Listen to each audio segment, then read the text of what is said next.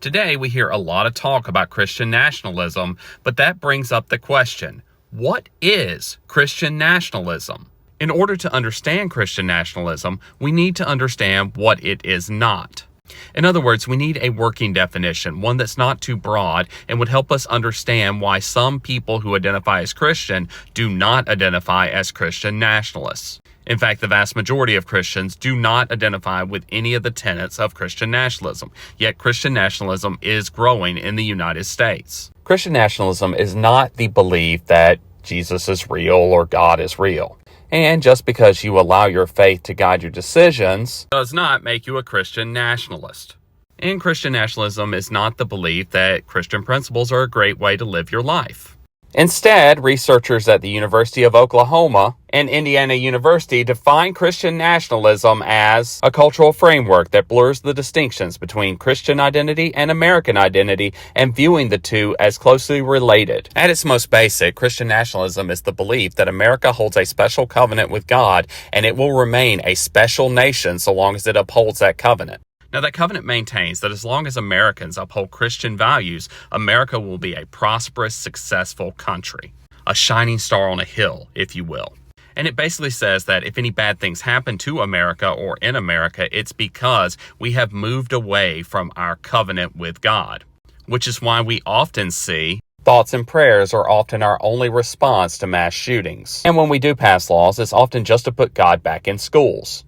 As was the case following Parkland when Kim Daniels proposed a bill that would put In God We Trust back in schools. And this ideology has come about because of the myth that America was founded as a Christian nation, despite the fact that most of the founders were deists, or even outright agnostic or atheistic, as is the case with Franklin and Jefferson. But Dr. Dowd-Arrow, if it was not rooted in the founding of our nation, where do these ideas of Christian nationalism really come from? Well, to understand that, we have to go back to the 1950s. The reason so many Americans today think that Christianity is part of the fabric of the founding of America can be traced back to this guy, Joseph McCarthy. Following World War II, McCarthy began to notice that the idea of communism was really appealing to most Americans, so he began to devise ways to undermine it. And one of the first things that he did was add the words "under God" to the Pledge of Allegiance, and this was done on June 14, 1954. The original version, written by Francis Bellamy in 1892, did not contain those words. But McCarthy does not stop there. He goes on to push for "In God We Trust" to be added to postage stamps, which was also done in 1954. And then in 1955, he got "In God We Trust" added to all of our money. And then in 1956, McCarthy got the national motto changed. The original motto, E Pluribus Unum, meant "from the many one," and it was inspired by Benjamin Franklin's most famous cartoon, which depicted a snake cut into 13 pieces called Join or Die. So this creates a situation where Americans think that these things have always been linked because it's been that way their entire lives. And so if your entire life you've been saying the Pledge of Allegiance with the words "under God," or it's been on the money, or whatever, you begin to believe that, yeah, it must have always been that way. It must have always been the founders' intent. And then you start to really believe that they have to be soldiers for God, or else this special covenant will be lost and America will fall into ruin and be wiped away from the pages of history.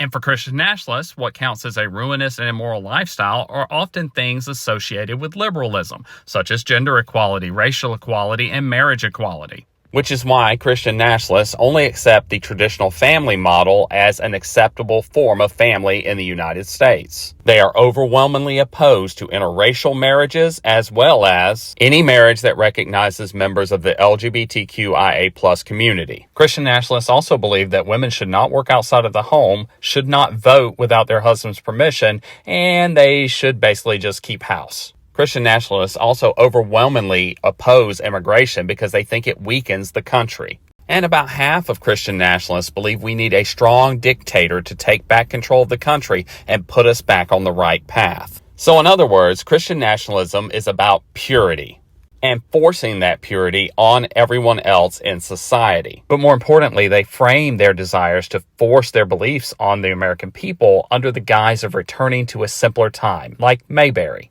And when we consider it was the 1950s when we added "In God We Trust" to our motto and our money, it makes sense that we would yearn for that time period.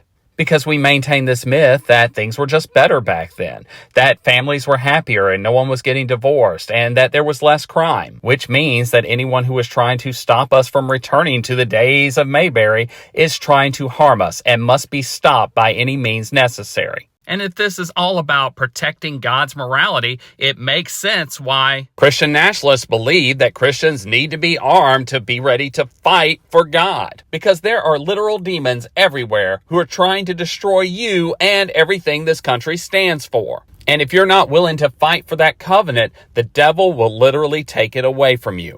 And our paper on supernatural evil really highlights this. Our research shows that Christians with these more extreme belief systems want guns in more places so they can fight these very threats. So to sum up everything that I said in this video, Christian nationalism is the belief that America is a special place. It holds a special covenant with God, and it will remain this prosperous special nation so long as we uphold the moral guidelines that have been set forth by God. And these morals want Americans to conform to a very racially and ideologically pure form of Christianity, one that is heteronormative and upholds patriarchal standards of gender. About 80% of Christian nationalists believe that women should not work outside of the home and that they should only be taking care of kids. And this is why Christian nationalists oppose immigration and also oppose science. Christian nationalists are afraid that those viewpoints will challenge and upset the Christian covenant and thus endanger America, which is why they need to be literally armed to fight it. Because as George Bush said following 9/11, evil is a monolith that we can and should fight. And this is why so many Christians oppose Christian nationalism. As I said, the vast majority of Christians do not identify with these tenets. Only about 5 to 10% of Christians actually identify with the tenets of Christian nationalism, but it is growing. But overwhelmingly, Christians oppose it because it supports division. Thoughts?